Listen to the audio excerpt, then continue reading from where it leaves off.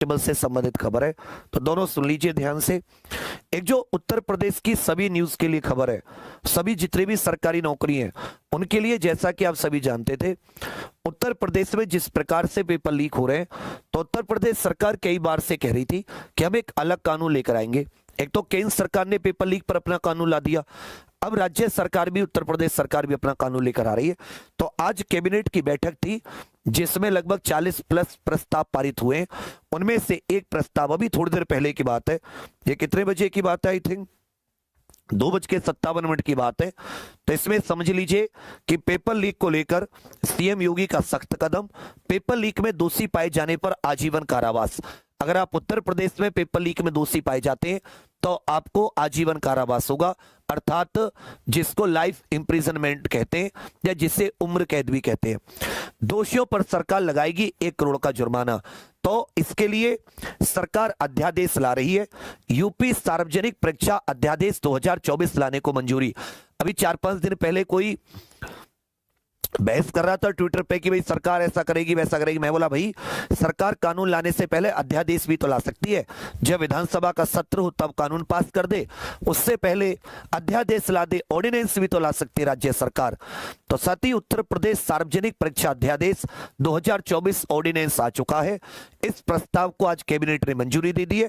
Ordinance का मतलब है कि अगर विधानसभा सत्र में नहीं होती तो जो राज्यपाल हैं वो किसी सरकारी के कानून को मंजूरी दे सकती हैं अध्यादेश के तौर पर। इस अध्यादेश का जो प्रभाव होता है वो विधानसभा जैसे कानून का ही होता है। तो अगर अब से उत्तर प्रदेश में कोई एग्जाम होते हैं और उसमें कोई नकल में पाया जाता है और उस पर यह साबित हो जाता है कि उसने नकल की है, तो उसे आजीवन कारावास अर्थात उम्र कैद और 1 करोड़ रुपए का जुर्माना। इससे आप सभी लोग दिमाग में बिठा लें, अपने स्टेटस पे लगा लें कि जो चोर कोई छोटे मोटे या बड़े, यदि वो कोई सोच भी रहा हो तो बहुत सख्त है, बहुत दिक्कत हो जाएगी। ठीक है भैया, चलिए पहली चीज, एक तो ये तो हो गई किसको लेकर, योगी साथी उत्तर प्रदेश की जितनी भी भर्तियां हैं उन सभी को लेकर, उत्तर प्रदेश में जितनी भी सरकारी नौकरियां हैं। अब आ जाता है यूपी पुलिस को लेकर। तो जो उत्तर प्रदेश पुलिस है वो साथी यहां पे आज 23 जून का आप देखोगे, ये एक नोटिस है ईमेल के माध्यम से सभी पुलिस आयुक्त, एसएसपी और एसपी को भेजा गया है, जिसमें कहा गया है कि लखनऊ उत्तर प्रदेश पुलिस भर्ती बोर्ड के द्वारा विभिन्न पदों की भर्ती प्रक्रिया को सम्पन्न कराने के सापेक्ष में कार्यवाही की जा रही है।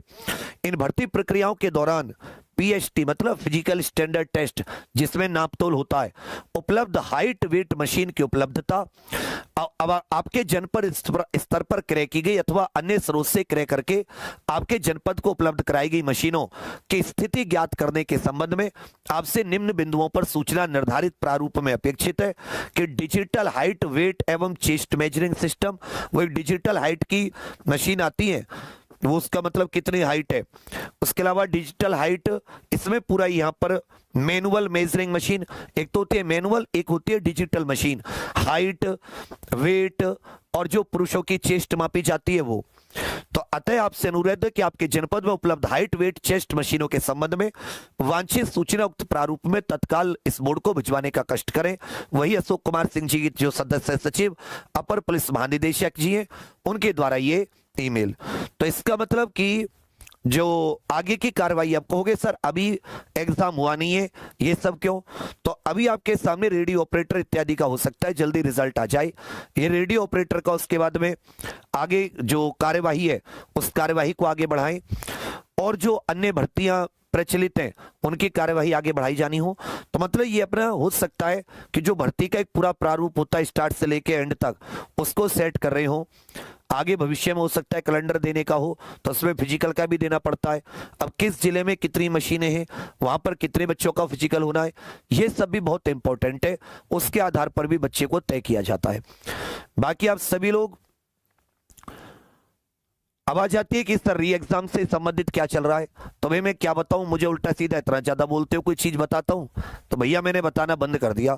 अब सरकार के ऊपर है बच्चा, वेट कीजिए कि सरकार आपके री एग्जाम के लिए कब गंभीर होती है, और सरकार आपके री एग्जाम के लिए गंभीर होती है तो आपका री एग्जाम लेती है। ऑलरेडी 5-6 साल हो गए इंतजार करते करते, ये 6 महीने में से 4 महीने भी लगभग बीतने वाले हैं भाई। फरवरी में कैंसिल हुआ था, मार्च अप्रैल मई जून 4 महीने बीत गए, 2 महीने 6 महीने में से बचे हैं। तो भगवान मालिक है कि उत्तर प्रदेश में क्या होना क्या नहीं होना। बाकी हमारे हाथ में जितना है, कोई न्यूज आती है कोई छोटी चीज तो कम से कम हौसला जरूर देने की कोशिश करते हैं कि परेशान मत होइए, अपने हाथ में जो कुछ है बच्चा उस चीज को हम लोग कर सकते हैं।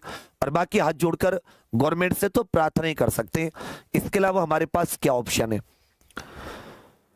बाकी 30 जून तक का, बाकी जो अध्यापक साथी उन्होंने भी कहा था कि सर 30 जून तक वेट कर लीजिए, भर्ती बोर्ड कुछ कहेगा तो फिर उसके बाद में आगे की रणनीति बनाएंगे।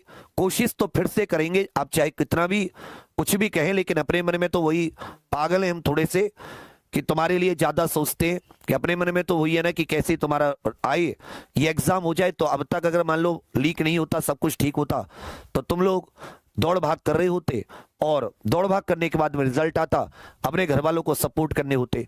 जितना लेट हो रहा तुम ये नहीं सोच रहे कि तुम्हारी उम्र निकल रही है, कमाने की एक उम्र होती है, उसको बुढ़ापे में कमा के क्या करोगे फिर। तो आप सभी लोग परेशान मत होइए, 30 जून के बाद में हम लोग कुछ इस पर मतलब ठोस कदम उठाएंगे, चाहे लखनऊ जाना पड़े दोबारा से, चाहे कुछ करना पड़े, मतलब उतना करने का साहस है। बस तुम थोड़ा सा ना मजबूत रहिए, अपने मन को थोड़ा निराश मत होने दीजिए। ये बात आपकी समझ में आ रही है? यस या नो लिख के बताइए। आपका मन निराश नहीं होना चाहिए। जब अंत में कोई नहीं खड़ा रहेगा तो आप देखोगे कि हम लोग खड़े रहेंगे हमेशा आप लोगों के साथ, आपके हक के लिए, आपके अधिकारों के लिए। और दूसरी बात, अब किसी भी कीमत पर अपनी तैयारी को जरा भी कमजोर मत पड़ने दीजिए।